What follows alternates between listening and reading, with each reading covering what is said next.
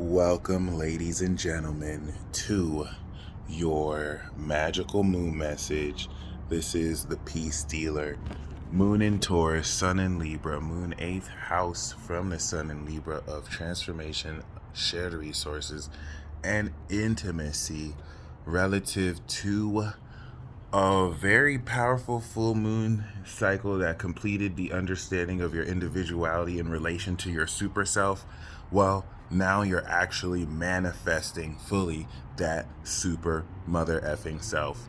If we think that this physical manifestation, Taurus, of supernatural, unconventional energy that please ignore the eye crust that we see here in Taurus with Uranus, that is grounding Moon in Taurus, this understanding of value, Moon in Taurus, of what?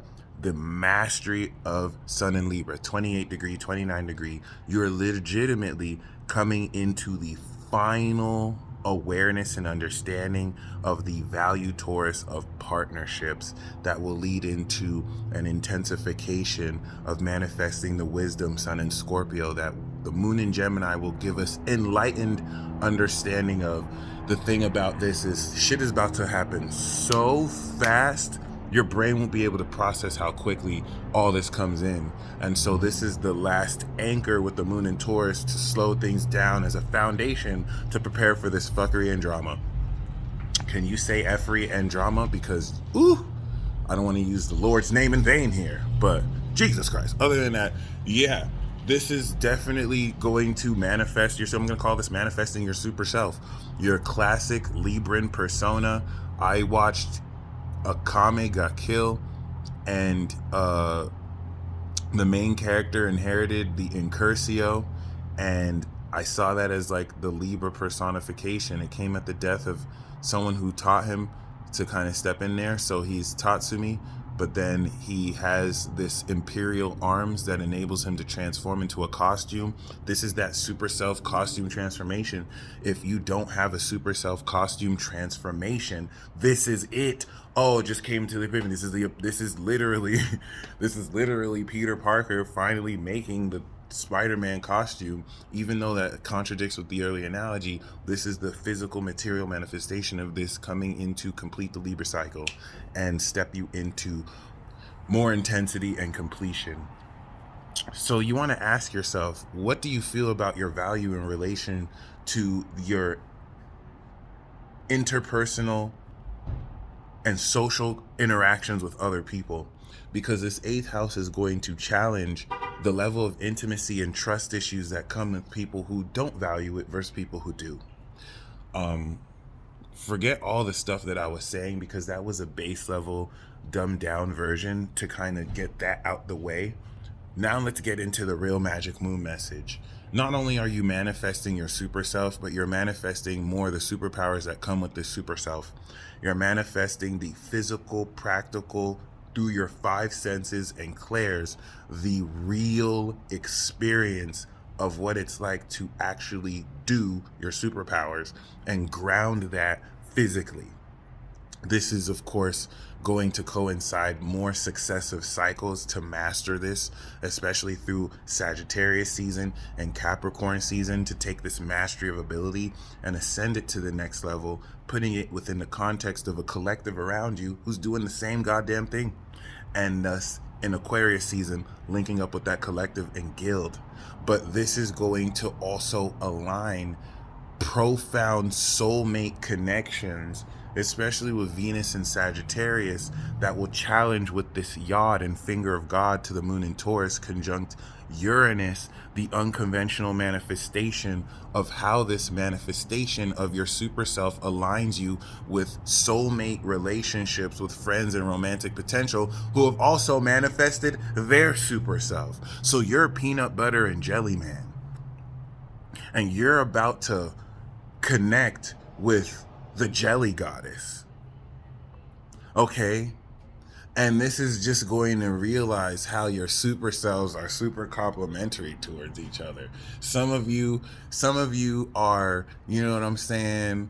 How do I say it? Some of you are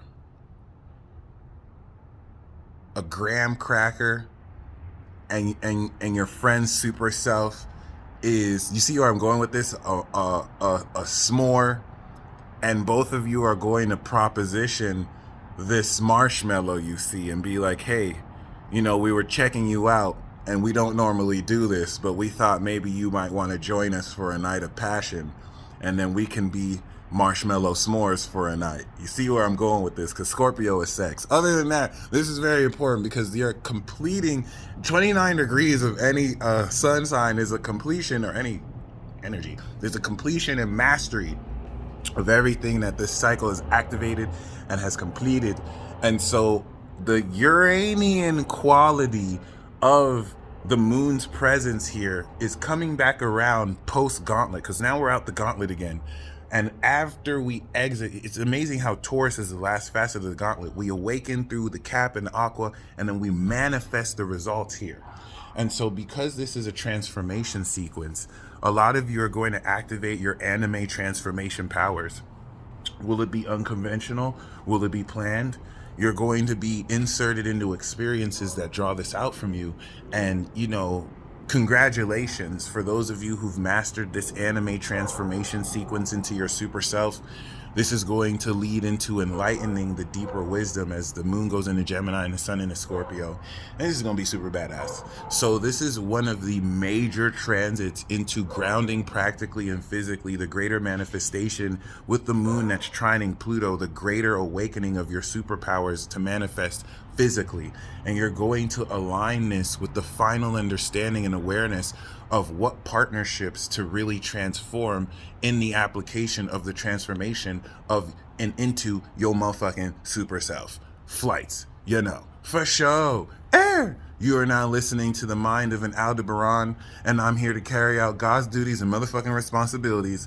Archangel Michael, for sure. You know, flights. You already know what it is. Shout out to my brother Uriel. We out here. Archangel tour coming soon, bitches. And this is very amazing. Let me not even say bitches. Let me say ladies and gentlemen, because this is getting ready to now complete the rest of the zodiac cycle that we finished the first 6 signs of. Libra is done, son. We got 5 more. Can you make it through Scorpio season? Because Libra was just a taste, okay? That Mercury retrograde was fucking insane.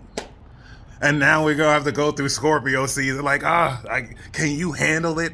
Can you handle it? So what's your supernatural anime transformation sequence?